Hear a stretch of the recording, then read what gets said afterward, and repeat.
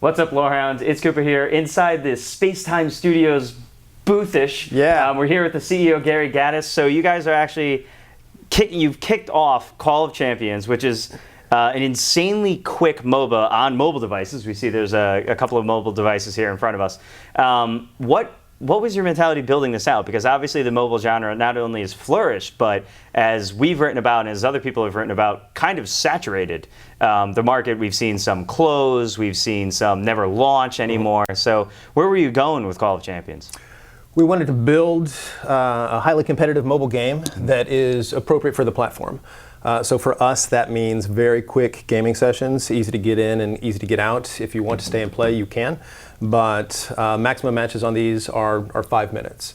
So it's a heavily social, extremely fast, knife fight in an elevator kind of game. I like the description. Yeah. So now, do you literally that's the one match you play and then you move on to a new match, or does it become like a 2 out of 3 because they're so fast? Or we've been running tournaments on Thursday night, and it's nice because we can run an 8-bracket tournament in about 2 hours. So you get a lot of intensity, and we do 2 out of 3 there. But the game has solo ranked and team ranked, and you can just kind of play and grind as much as you want to.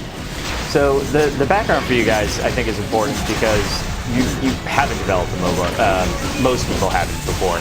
But you guys actually were originally kind of an MMO shop, and then you moved on, well, into the mobile, but still MMO. So has that allowed you to take either resources or just general information about player bases and move it into the mobile MOBA space?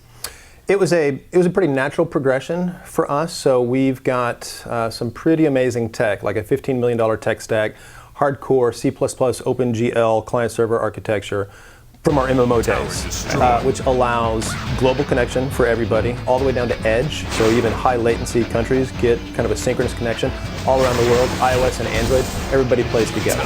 So we've been doing PvP in our MMOs for 4 years or so on mobile, which was where all the hardcore players kind of gravitated to, and we thought it'd be a great next evolution just to build a game specifically for that PvP experience. But what's the universe kind of style, like the lore behind the game? Sure. So it's built to be a fantasy sporting event, and so it has elements of both. When we started to build the game, we looked at Major League Baseball, we looked at kind of the graphical elements for the NFL, and so a lot of the UI kind of evokes that modern competitive branding, but the game lore itself takes place in a universe where kind of anything can happen. So there's 8 realms. There's fire and ice and light and shadow and tech and nature and a couple others that I can't remember right at the moment. But the typical fantasy kind of things. And then there's 5 roles in each of these as well. There's assassins and mages and tanks and supports and fighter class. So the traditional kind of classes. And then with our vast repertoire of pushes and pulls and AoEs and dots and buffs and all these kind of things that we've been doing in our MMOs, we just spread out around 40 champions kind of across these things. We'll ship with 15, but we've got the other 25 in a can and ready to go. And the fantasy of it is really you're a champion and you're there to battle, to please the gods against other champions. We don't try to go too fancy with the setup of the thing. Each character has a very, very deep backstory, and they're actually pretty funny and relate to each other as well. So if you're looking for that lore, you can kind of find it, but you don't really need it to get in the play. Not in your face. That's exactly right. So obviously, as we mentioned, the MOBA space has been actually pretty saturated in recent years. Now, there are various other companies that are moving to the mobile version of MOBA. Yep. So how do you differentiate from what's already out there?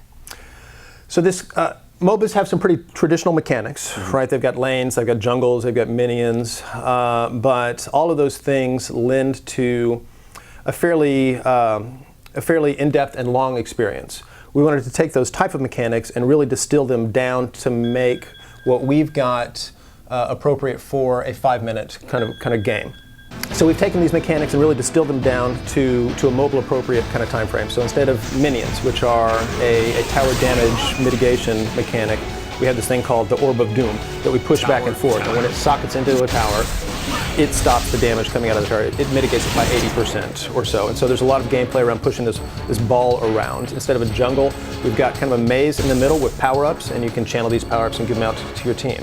So no item shop. You start with your full kit, kind of from the word go. It's a very, very intense experience, and when it's over, you want to play it again. So are we thinking you're taking the general MOBA architecture and just compressing it, or are you also breaking it up in completely different ways? Obviously, the mechanic with the orb of doom pushing around is different, very reminiscent of minecart in TF2. Yeah, compressing is a good way to look at it. We iterated on the game board for about 8 months, just all these different kind of layouts and size and running back and forth, and how does it feel to get from one end to the other? How do I feel? So are you guys looking to do any type of different game mode? You mentioned the Orb of Doom is a big thing that you're looking to do, but have you thought about maybe doing something different? Absolutely. We've been working very hard on getting this one particular mode perfect, but it does lend itself to other modes, to other maps. We're not going to ship with that. We're going to ship with just kind of the one game. And I've been playing it for real for about 8 months now, and I'm not tired of it yet. The strategies and the mechanics that are in there are fairly simplistic, but they lend themselves to infinite different types of plays, and the way that the game is designed. So very often it comes down to the last 5 to 10 seconds or so, and you can change the balance of the game really quickly all throughout the entire game. So all these matches are very, very exciting all the way to the end. Cool. So are you guys looking to actively push esports? Because you already mentioned you have the tournaments going on Thursdays. You mentioned there's a tournament at South by Southwest and all that kind of stuff. It's a great question. We certainly aspire to be an esport. I think everybody does, and the game really was designed to be fiercely competitive from the word go. So when we started, we went to ESL and MLG and some of the other really large PC-based esports companies and asked them what are their best practices and how can we apply those to our games. So they gave us a list. They know what really works. Soft launch in Singapore and New Zealand. Okay. So when can we expect to get our hands on it over here? I think the official answer is very soon now. All right. Sorry, I can't be more. Call of Champions very soon. Very soon now. Yeah. We'll see if we can get you in earlier than very soon. Oh, you guys can get in the beta for sure.